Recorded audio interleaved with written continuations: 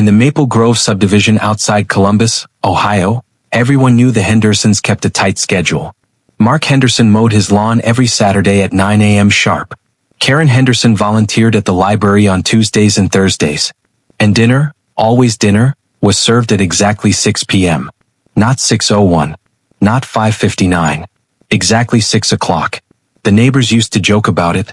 You could set your watch by the Hendersons' porch light coming on at 5:55, they'd say at block parties. Mark would just smile politely and change the subject. Karen would laugh a little too brightly and pass the potato salad. Then the new family moved in across the street, the Millers. Nice people. 2 kids, a golden retriever, the whole package. On their third night in the house, Mrs. Miller glanced out her kitchen window around 5:50 and saw the Hendersons' dining room lights snap on like clockwork. Through the sheer curtains she could make out the silhouettes. 4 people sitting perfectly straight, plates already set, no one moving yet. At 6 o'clock on the dot, they all lifted their forks in perfect unison. She thought it was charming. Old school manners. She even waved once. Karen waved back, small, mechanical like a doll on a spring. A week later, the Millers got their first real look inside.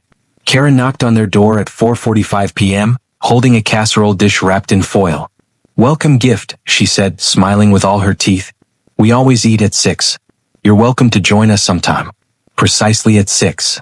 Mr. Miller thanked her, but they had plans. That night at 5:58, their dog started whining at the front window, hackles up, staring across the street. The kids asked why the Hendersons' curtains were open tonight. No blinds drawn, no lights dimmed. Just the 4 of them sitting there, motionless, forks poised over plates that looked empty. At 6 o'clock exactly, the Hendersons began to eat. They chewed in rhythm. Swallow. Chew. Swallow. No talking. No clinking silverware. Just that steady, synchronized motion. Mrs. Miller felt a chill crawl up her spine. She pulled the kids away from the window. The next evening the dog refused to go outside after dark. By the 3rd week, the Millers noticed something else. Every night at 6 o'clock, the Hendersons' dining room filled with 4 people. But during the day, when Mark left for work at 7:15, when Karen drove the kids to school at 7:45, there were only 3 shadows moving behind those curtains. The 4th chair sat empty until exactly 5:55. Mr. Miller started timing his walks.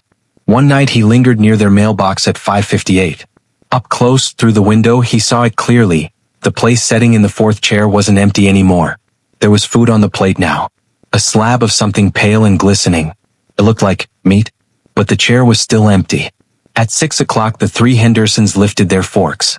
The 4th fork rose too, hovering in midair, untouched by any hand, then slowly descended and cut into the meat. Mrs. Henderson turned her head slightly. She looked straight through the window. Straight at Mr. Miller. She smiled.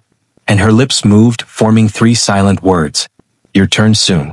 He stumbled back to his house, heart hammering. Inside, his wife was setting the table for 6:30, late, casual, the way normal people eat. He never told her what he saw. But that night at 5:55, their own porch light flickered on by itself. And in the kitchen, the oven timer, set for nothing, began counting down from 60 seconds. It reached 0 at exactly 6 o'clock.